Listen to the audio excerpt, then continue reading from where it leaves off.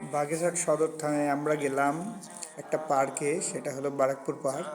আর বারাকপুর পার্কে যাওয়ার পর আমার দুই মেয়ে বর্ষা ও তোয়া এখন বেড়াচ্ছে, কিন্তু সেখানে সকালবেলা যাওয়ার কারণে ওখানকার যে দোলনাগুলো আছে সেগুলো বন্ধ ছিল, কারণ তখন বিদ্যুৎ ছিল না।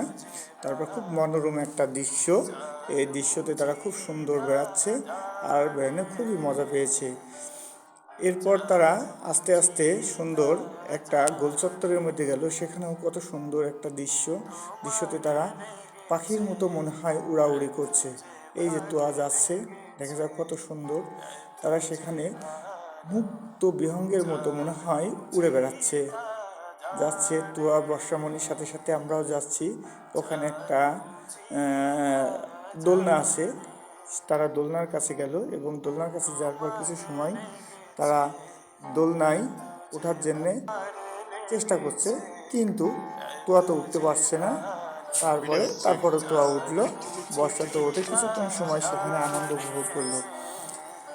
আগে বলেছি ওখানে বিদ্যুৎ ছিল না, এই কারণে দোলনাগুলো স্থির অবস্থায় ছিল। শুধু তোয়া এবং বর্ষায় দুজনেই একা একা দোলনা খাচ্ছিল, কিছু কিছু সময় আনন্দ উপভোগ করলো।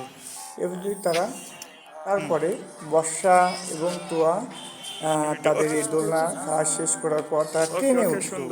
একটা সুন্দর ট্রেন দেখতে পেলাম, তারা ট্রেনে ওঠার জন্য সুন্দরবন এক্সপ্রেস নামের ট্রেন। এখানে টিকিট হলো 30 টাকা, কিন্তু কোনো মানুষ ছিল না, এটাও বন্ধ ছিল। সেখানে কোনো বিদ্যুৎ না থাকার কারণে ট্রেনটি বন্ধ ছিল। আমরা তারপরেও তোয়া এবং বর্ষা দুজনে ট্রেনে উঠলো, ওটা কিছু সময় অতিবাহিত করলো। তারা মনে করছে যে আসলে ট্রেন বাস্তব ট্রেনেই তারা ট্রেনে অনেক দিন চড়েছে, তারপরে এই ট্রেন তারা চড়ে খুব আনন্দ উপভোগ করলো।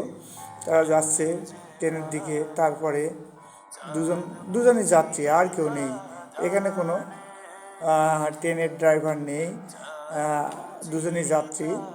এটা স্টেশনে বর্ষা খুব আনন্দ উপভোগ করছে, তারপর আমাদের তোয়ামণি, সেও খুব আনন্দ উপভোগ করলো। এভাবেই তারা ট্রেনের যে আনন্দঘন মুহূর্ত তারা উপভোগ করছিল। তারা খুবই ভালো একটা আনন্দ উপভোগ করলো। আগেই বলছি তোয়া সেখানে যাওয়ার পর তারপরে তারা খুব আনন্দ উপভোগ করলো।